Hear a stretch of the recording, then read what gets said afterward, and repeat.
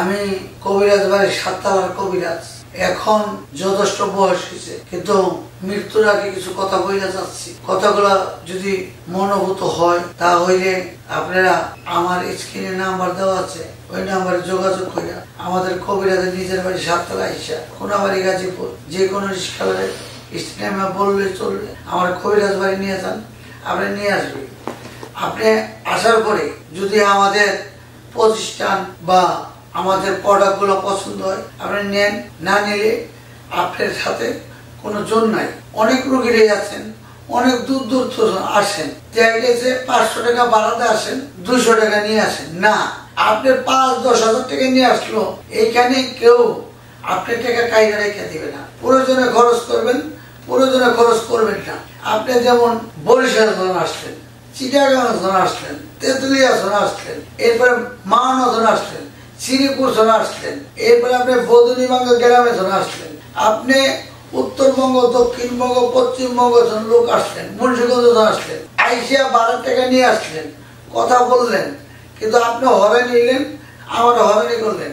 আপনি এই জায়গায় কোনো সন্ত্রাস নেই, সন্ত্রাসের দেশ এখন আর নাই। আমাদের পুরো বাড়িতে রেকর্ডিং, সিসি ক্যামেরা প্রতিটা চেম্বারে প্রতিটা রুমে দেওয়া আছে। আপনি একদম নির্ভয়ে চিকিৎসা নিতে পারেন। আমাদের গাজীপুরের মানুষ এতই ভালো, তারা কোনো সন্ত্রাসী কার্যক্রমে নাই। যদিও সন্ত্রাসী কার্যক্রম করে তাহলে আমাদের বাংলাদেশটা তো আর ছোট না, দেশের অন্য অন্য এলাকার লোক আইসা সন্ত্রাসী নানান কিছু লিপ্ত থাকে, কিন্তু আমাদের গাজীপুরের লোক এত ভালো, আমি বলতে পারি গ্যারান্টি দিয়া, প্রতিটা লোকের কালচার ভালো। এক ভাই আরেক ভাইয়ের কাঠ ধইরা আমরা নৌকার মিছিল করতে গেল, কারো মনে কারো দ্বন্দ্ব নাই, ছোট বড় নাই। রাজনীতির মধ্যে বড় নেতা একবার ভাবে না, সবার মাথায় মাথা বুলাই দেয়। আমি ভাবি আমাদের আওয়ামী লীগের একটা চাষ হয়েছে গা আমাদের গাজীপুরে, আর আমাদের আওয়ামী লীগ গাজীপুর ইনশাআল্লাহ তো থাকবে সারা বাংলাদেশে বিপুল ভোটে নৌকা বিজয় হইয়া আসবে। নৌকার যারা ভক্ত আছে প্রয়োজন পরে মাঠে আমরা শহীদ হয়ে যাবো, তারপরে আমাদের জননেত্রী আমাদের মাকে বিজয় করে আসবে কোটি কোটি ভোটে। কেউ বলতে পারবেন না দেশ স্বাধীনতা হওয়ার পর হইতে আমাদের জননেত্রী প্রধানমন্ত্রীর মতন এত কার্যক্রম, এত দেশ উন্নত কেউ করছে যদি কেউ বলতে পারেন, তার থুতু আমি চাই দেখাবো শতে শতে মানুষের সামনে। আর আমাদের নেত্রী যেইভাবে পরিকল্পনা করে দেশকে আগায় নিছে, এক সময় সারা বিশ্বে আমাদের বাংলাদেশ মডেল হিসাবে থাকবে, মডেল হিসাবে ফলো করবে সারা বাংলাদেশ, সারা বিশ্বে। এখনই তো পাকিস্তানে বলে অন্য অন্য দেশ উপহার দেওয়ার দরকার নেই, শুধু বাংলাদেশের মতন করে দেন। দেখেন পাকিস্তানের অবস্থা কি, অন্যান্য রাষ্ট্রের অবস্থা কি। আমাদের নেত্রী করেন এমন কি কাজ আছে?